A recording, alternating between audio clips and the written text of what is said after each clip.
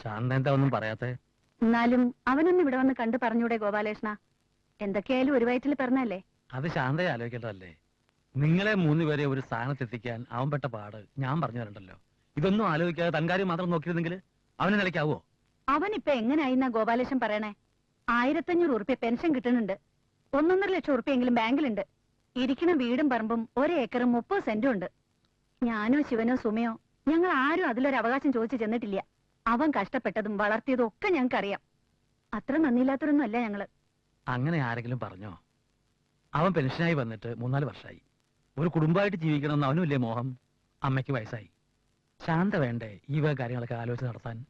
ഞാൻ ആലോചിക്കേണ്ടാണോ? എത്ര ആലോചന ഞാൻ കൊണ്ടുവന്നു, ഒന്നും അവന് പിടിക്കില്ലെന്ന് വെച്ചാ. ഒടുവില് ഗംഗേട്ടന്റെ പെങ്ങളെ വരെ ആലോചിച്ചില്ലേ? ഞാൻ കരഞ്ഞു പറഞ്ഞിട്ടാ ഗംഗേട്ടൻ സമ്മതിച്ചേ.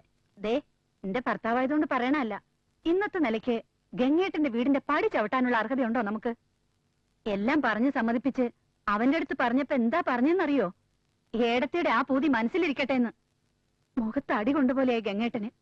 ഇത്തിരി കറുത്തൂന്നല്ലാണ്ട് എന്താ അവക്കൊരു കുറവ്? വണ്ണവും ഇത്തിരി കൂടുതലായിരുന്നു. അത് പിന്നെ ഉണ്ണാനും ഉടുക്കാനും ഉള്ളിടത്ത പെൺകുട്ടികൾക്ക് ഇത്തിരി വണ്ണം ഉണ്ടാവും. ആരുടെ കാര്യം പറയണേ? ഏയ്, ഞാൻ നമ്മുടെ ശാരദയുടെ കാര്യം പറയായിരുന്നു. വിഴുങ്ങിയിട്ട് ശബ്ദിക്കണെന്തിനാ? പട്ടിക്ക് പഞ്ചാമൃതം ചേരില്ല.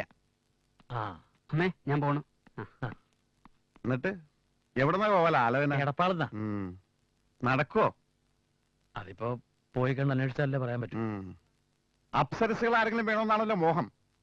നമ്മുടെ കുറവുകൾ നമ്മൾ മനസ്സിലാക്കണം. എന്തേ വെറുതെ കണ്ണീ കണ്ടവരുടെ വീട്ടിൽ ചെന്ന് കാപ്പി കുടിച്ച് പോരാന്നല്ലാതെ. ഏതായാലും കുറച്ചു നാളായി നമ്മളെ ഒരു കാര്യം അറിയിക്കണതല്ലേ. ഒരു പരാതി ഉണ്ടാവണ്ട. എനിക്കൊരു പരാതിയില്ല. എനിക്ക് ഇവരാരും വേണ്ട. ഇവരാരെയും കണ്ടോണ്ടല്ല ഞാൻ ജീവിക്കാൻ തുടങ്ങിയത്. എന്നാ ഇവരൊക്കെ എന്നെ കണ്ടിട്ടാ ജീവിച്ചിട്ടുള്ളത്. 16-ാമത്തെ വയസ്സിൽ ഈ തള്ള കെട്ടിത്തുന്ന 2 പൊതി ചോറുമായിട്ട് നമ്മുടെ രണ്ടാളും കൂടെ ഇവിടെ നിന്ന് ഇറങ്ങിയതാ. ഓർമ്മയില്ലേ? EMI എന്ന് വെച്ചാൽ തേങ്ങയാണോ മാങ്ങയാണോ എന്നറിയില്ല. നിങ്ങൾക്ക് സെലക്ഷൻ കിട്ടായിരുന്നു ഭാഗ്യ. ഒരു ജീവിതം ഉണ്ടായല്ലോ. പട്ടാളാണെന്ന് അറിഞ്ഞപ്പോഴേ നിങ്ങൾ പറഞ്ഞു വേണ്ട, തിരിച്ചു പോവാന്ന്. പട്ടാളെങ്കിൽ പട്ടാളം, ചിരട്ടയും നാഴിയും പോലത്തെ 2 വളർത്തി വലുതാക്കണ്ടേ? പ്രായം തേങ്ങി നിൽക്കുന്ന അവളെ കെട്ടിച്ചേക്കണ്ടേ? 17 കൊല്ലം മഞ്ഞത്തും വെയിലത്തും വെടിയുണ്ടകളുടെ നടുവിലാ ജീവിച്ചേ. ഇപ്പൊ എല്ലാരും ഓരോരോ വഴിക്കായി. ഞാൻ മാത്രം. ഒരു തെറ്റ് പറ്റിയിട്ടുണ്ട് സുമയുടെ കാര്യത്തില്. അത് ഒരു ദോഷം ഉണ്ടാവണമെന്ന് വിചാരിച്ചല്ല. നിനക്കിപ്പോ എന്തിനാ വിറ്റികളുടെ ഒക്കെ സഹായം? ശാന്തയും ഗംഗേട്ടനും വരാൻ നോക്കാന്ന് പറഞ്ഞിട്ടുണ്ട്. വേണ്ടെന്നേ. എന്തിനാ നോക്കണേ? ബുദ്ധിമുട്ടി അവരാരും വരണ്ട. ഗോപാലേട്ടൻ എന്നോട് പറയണ്ട അവിടെ പോയി പറഞ്ഞതേ തെറ്റ്. നിങ്ങൾ എന്തിനാ അവളുടെ കാല് പിടിക്കാൻ പോണേ? നടക്കൂന്ന് തോന്നിയ ഒരു കേസ്, കാരണവരുടെ സ്ഥാനത്തൊരാളുള്ളത്. അതിന് നിങ്ങളില്ലേ? അത് മതി. ഗംഗേട്ടന് ഇപ്പൊ പഴയ പഞ്ചായത്ത് ക്ലാർക്കൊന്നുമില്ല, കോൺട്രാക്ടറാ. സമയമുണ്ടാവില്ല. എന്റെ അളിയനാണെന്ന് പറയാൻ കുറച്ചിലുണ്ടാവും. ആരില്ലെങ്കിലും എനിക്ക് നിങ്ങളും രാധാമണി ഉണ്ടായാൽ മതി.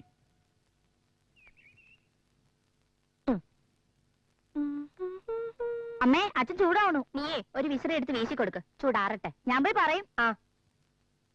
അമ്മ ഞാനും പോരട്ടെ മോളു? നിന്നോട് പറഞ്ഞിട്ടുണ്ട് പറ്റില്ലാന്ന്. ഇനി അടികൊള്ളു കേട്ടോ. കഴിഞ്ഞില്ലേ നിന്റെ ഒടുക്കത്തൊരു മേക്കപ്പ്? കഴിഞ്ഞു. 1 മണിക്കൂറായിട്ട് വാക്കോട്ട് നോക്കിയിരിക്കുക. ഓ, നീ ചമഞ്ഞാ തന്നെ എത്ര ചമയും.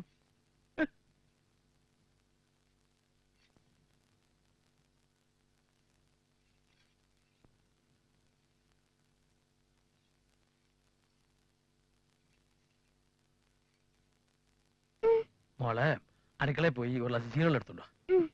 ആ ചൂടുണ്ടെ നല്ലോണം ആറ്റിട്ട് കൊടുത്താ അതിട്ടാ. ഞാൻ റെഡി. ഒരു ഗ്ലാസ് ചൂടുവെള്ളം കുടിച്ചിട്ട് പോവാം. അങ്ങനെ ഇപ്പൊ വെള്ളം കുടിക്കണ്ട. വേല മനസ്സിലിരിക്കട്ടെ. വേണ്ട വേണ്ട. എന്താണ് ഇവിടെ?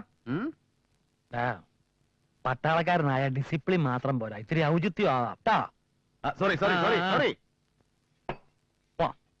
വെള്ളം. വെള്ളമൊക്കെ തിരിച്ചു വന്നിട്ട്. ഇന്ന് കലക്കിണ്ട് കേട്ടോ. ആ പെണ്ണ് വീണ തന്നെ. നമ്മുടെ നൌഷാര ജമ്മു റോഡാണ്. ബാരിപ്പതൻ പാലത്തിന്റെ ഇപ്പുറത്ത് നമ്മള്, തൊട്ടപ്പുറത്ത് ശിവാരിജ് മലയാണ്. അവിടെയാണ് ടെററിസ്റ്റുള്ള സന്നാഹം. നമ്മുടെ ആർട്ടിലറി മുല നിരത്തി അടിക്കാണ്. അവര് മോശമില്ല, പാലം തകർക്കണം. അതാണ് അവരുടെ പ്ലാൻ. പാലം കടന്നു കിട്ടിയാൽ നമ്മൾ അവരെ തരിപ്പടാക്കും. ഫയറിംഗ് എന്ന് പറഞ്ഞാൽ ഇങ്ങനൊരു ഫയറിംഗ് ഞാൻ ലൈഫിൽ കണ്ടിട്ടില്ല. കമാൻഡിംഗ് ഓഫീസർ ഒരു പഞ്ചാബി, അവർ മിൽഖാ സിംഗ്. അറിയോ? ഇല്ല. പുലിയാണ്, പുലി. മൂവ് ചെയ്യാൻ ഓർഡറായി. പറ്റില്ല എന്ന് പറയാൻ പറ്റുമോ? ഇൻഫൻട്രിയിൽ ഞങ്ങൾ 7 പേരാ. ചായ എന്നിട്ട് പാലം കടന്നോ? കടക്കാണ്ടിരിക്കാൻ പറ്റുമോ? തൃശൂർ പൂര നടക്കണം ഞങ്ങൾ വിചാരിച്ചു. വെട്ടിക്കെട്ട്. പറമേക്കാവ് തിരുവമ്പാടി, തിരുവമ്പാടി പറമേക്കാവ്, അതെ, ആ. പെണ്ണ് കാണാനല്ലേ നമ്മൾ വന്നത്. അതെ. ആ. സോറി, ഞാൻ അങ്ങോട്ട് വിട്ടു.